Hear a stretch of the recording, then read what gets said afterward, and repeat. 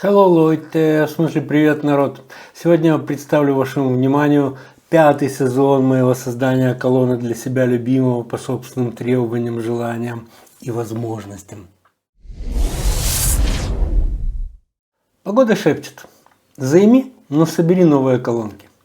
Внутри человека заложено желание что-либо менять, получать какую-то новинку, гнаться за чем-то. Это может быть одежда, машина, страна пребывания, женщина. Замена женщин с возрастом отходит на второй план, потому что очень мало, собственно, из чего выбирать.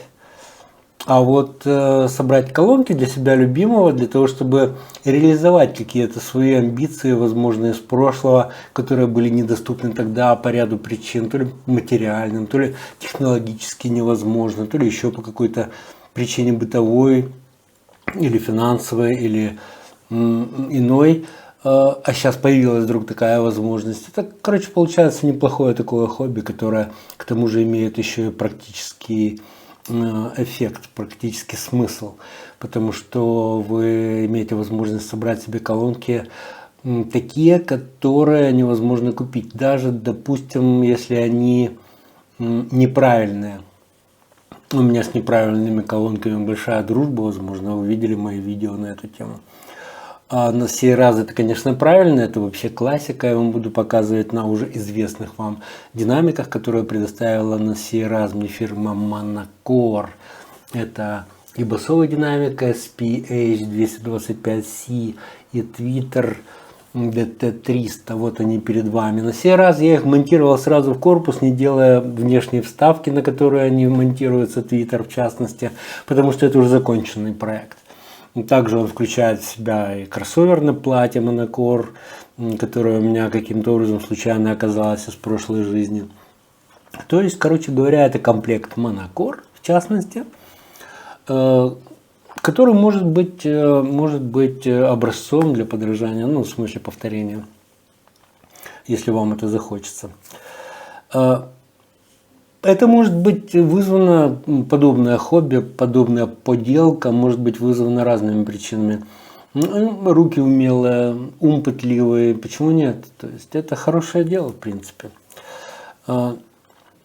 Если прежде, там те же 20 лет назад, у нас с вами не было шансов состязаться с фабрикой, и такой кустарь с мотором, как я, допустим, или вы, в гараже у себя, не могли сделать нечто лучше фабричного, потому что фабрика занимается этим профессионально, привлекает множество специалистов, обладает множеством информации, в том числе запатентованной, некой не столь очень уж прямо открытой для широкой публики, знаниями многих людей по многим специальностям, то сейчас, благодаря унификации всего этого, получается как конструктор Лего. То есть отдельно рассматриваем излучатели динамики. Вот есть некий низкочастотный динамик, некий высокочастотный динамик.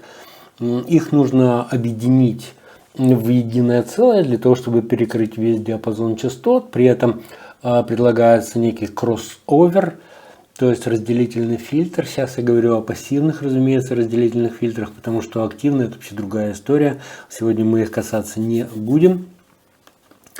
И заключить это все в некий корпус, который выполняет сразу две функции. Во-первых, механически объединяет эти два излучателя, 2, 3, 4, 10, сколько угодно.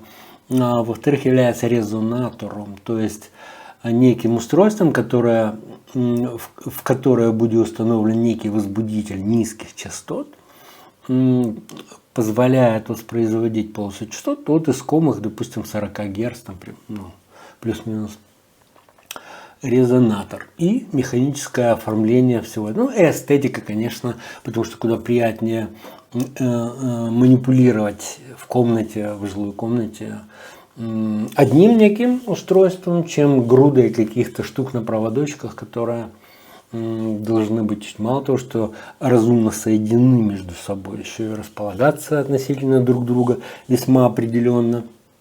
Это все нужно, конечно, учитывать. Так вот, сегодняшний мой проект, еще раз повторяю, это 5-й сезон.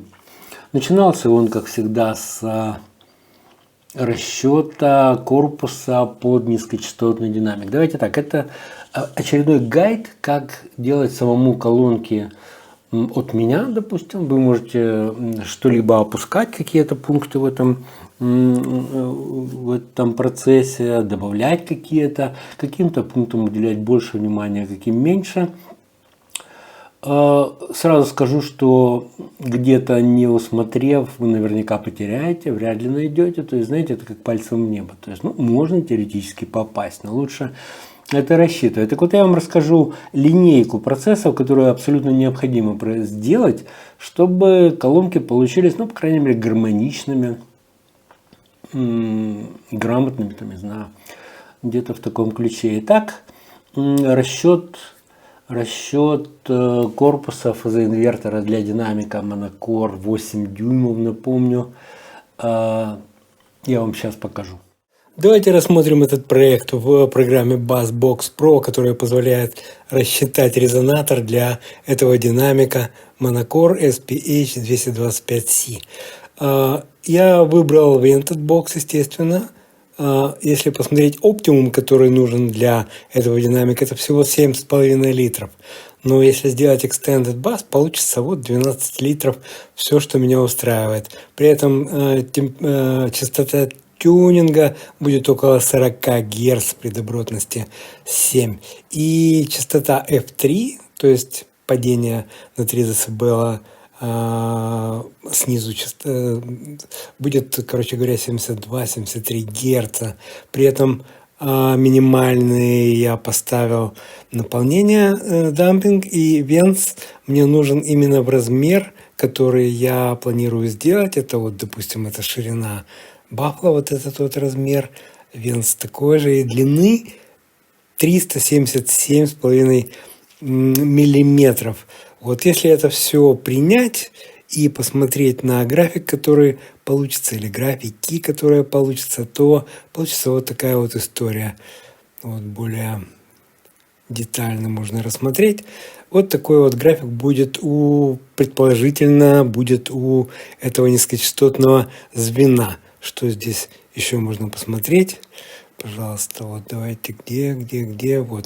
Это у нас displacement, то есть движение диффузора не вылетают при 120 ваттах за допустимые пределы. Это Air Vents Velocity, это скорость воздушного потока в порту при такой же мощности. Тоже в полностью допустимых пределах находится импеданс. Такой будет настройка будет здесь. Можно посмотреть, где точнее. 39 Гц, кстати, 40 Гц, как оно и планировалось. И мощностные характеристики групповой уровень задержки вы видите. То есть эти параметры полностью меня устраивают, поэтому я буду заказывать коробку, исходя из этих габаритов. Причем, обратите внимание, это интерно внутренние габариты. Внешние габариты будут, конечно, совершенно другими и зависят от толщины материала. В частности, я буду использовать 16-мм MDF. Итак, корпус я разогнал в программе SolidWorks. Выглядит он так. Напомню, 16-мм MDF. Порт фазоинвертора я сделал в виде стенки параллельной задней, с тем, чтобы минимизировать занимаемую ею площадь. Дайте-ка я вам покажу. Посмотрите. Это, собственно, и есть фазоинвертор. А задняя крышка образует щель, которая, собственно, и является собой фазоинвертор. Так это выглядит. Все точно рассчитано по материалам программы BassBox Pro для организации порта. И терминал, который на задней стенке располагается, он никоим образом не мешает работе порта. Такие дела. Для реализации этого суперпроекта я пошел в местный маркет, выбрал 16-мм МДФ. Все, впрочем, как в прошлый раз. По моей выкройке мне там нарезали детали будущих колонок. Отверстие для динамиков, как и в прошлый раз, я накрутил этой балеринкой. Склеил панели и вуаля. И получилась такая колонка.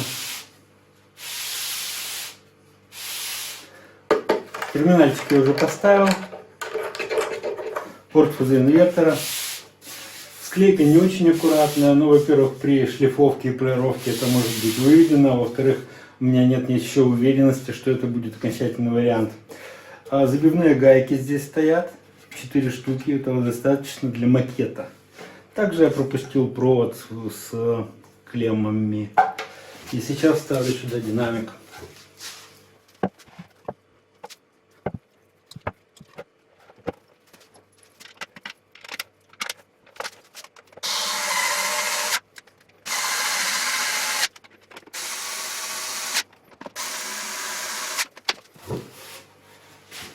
И опять вуаля.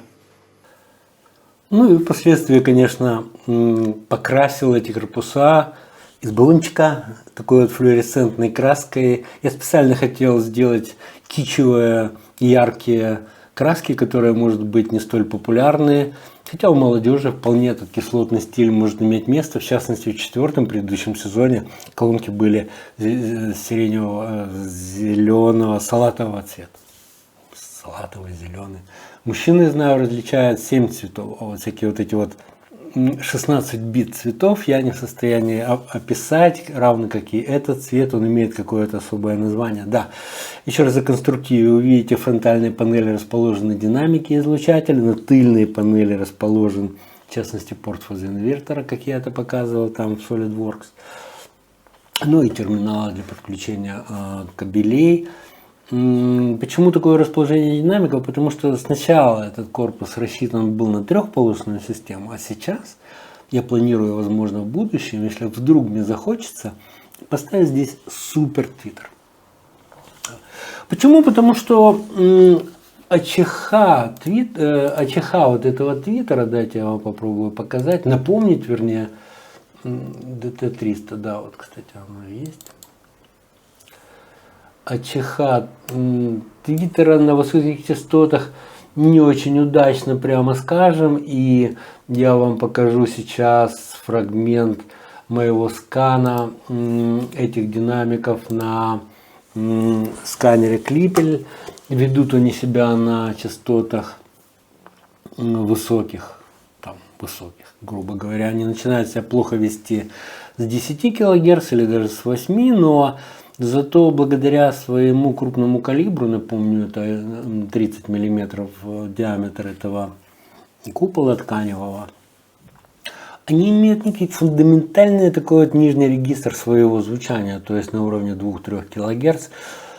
Звук он более массивный и как-то более впечатляет, чем звук от, допустим, 3/4 дюйма твиттерочка. Но в этом что-то есть, конечно. Многим людям нравится звучание этого твиттера. Собственно, недаром я его и выбрал для тогдашних сезонов и теперешнего, сегодняшнего сезона.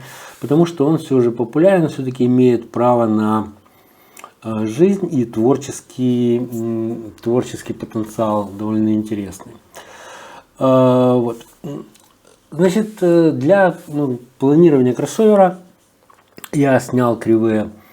Сначала импеданса, конечно. Показываю вам кривые импеданса. Вот это вот у нас басовый динамик. Это странная кривая импеданса высокочастотного динамика. Ну, я считаю, что это из-за магнитострикционной жидкости, которая в нем находится. Ежели ее слить, предположим, и осушить, то будет стандартный горб, наверное, где-то в районе 600-500 Гц. И, да. Ну, если их сложить, чисто уже из озорства, тут слабо видно, но, короче говоря, все это упирается в 8 Ом, не менее, и что делает колонку довольно универсальной, понятной для пользователя, понятной для любого усилителя, скажем так. Далее я снял АЧХ в среднем поле, это не ближнее поле, это из одной точки и твиттера, и вуфера. Вот давайте я их вам сложу тоже, уже без озорства, уже для того, чтобы прикинуть, что нужно делать. Ну, сначала о вуфере. Значит, он естественным образом валится очень хорошо, очень быстро и хорошо, и плавно, главное, выше 3 кГц, что делает фильтрацию этого динамика очень легкой для использования в двухполосной системе с разделом 2, 3, 4, где-то так килогерц. А Twitter имеет чувствительность, ну, скажем, да, сперва давайте еще раз о Baffle Step. Значит, здесь по расчетам от 400 Гц нужно, выше 400 Гц его нужно привалить для того, чтобы выровнять по чувствительности с более низкими частотами, на отдаче на более низких частотах. Эти потери за счет отражения от бафла необходимо здесь учитывать обязательно, иначе мы много потеряем. То есть, грубо говоря, потеряем около 5. Ну, я буду считать, что 3 дБ стандартное число, хотя в худшем случае может быть и 6. Итак, если я все буду приваливать по вуферу до уровня, вот, допустим, 100 дБ, как здесь, ну там 102, там, не знаю, то Twitter, который играет на 112, потребует на 10 дБ привалить чувствительность Твиттера, чтобы выровнять по чувствительности эти два. Ну и давайте попробуем создать фильтр, посмотреть, что программа предложит в нашем случае. Мы будем собирать двухполосную с пассивным фильтром акустическую систему. Ширина бафла, то есть фронтальной панели, в миллиметрах где-то 250, насколько я помню. Высота, я не помню точно, но, по-моему, 480, что я там в солиде наваял. И расстояние между центрами излучения двух динамиков, то есть басового и твиттера, необходимо заложить здесь, указать вернее. Я его оцениваю как в 17 сантиметров, то есть 170 миллиметров. И посмотрим, что программа нам предложит. Она нам предложила 2 килогерца. Щедро довольно. Ну, давайте внесем кривую вуфера АЧХ, снятую в среднем поле. И импеданс вуфера. Тут сразу сложился импеданс, который программа определила. Ну, это не будем вносить, потому что фильтр все равно я сделаю по-другому. Я показываю, как программа предлагает его сделать. Такая же самая частота, фильтр порядка Линкольнса Райли для Твиттера предлагается. Здесь нужно внести кривую АЧХ Твиттера, здесь кривую импеданса Твиттера. Вот, и посмотрим, что программа нам предложит сделать. Она предложила нам вот такой вот кроссовер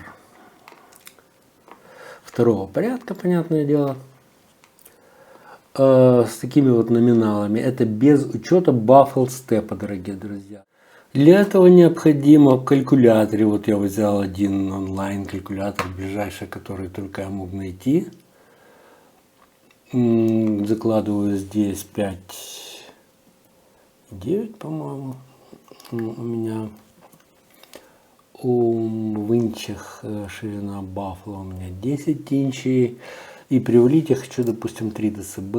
Подсчеты показано, что от 456 Гц вверх мне нужно завалить характеристику на эти самые 3 дБ. Достигается это с помощью индуктивности 0,8 миллигенри и параллельно сопротивление 2,4 Ома. Вот по вот этой вот схеме.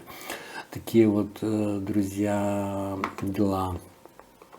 Что получается? Что здесь последовательно с этой индуктивностью нужно поставить еще ту индуктивность с резистором, и получится совсем другая схема.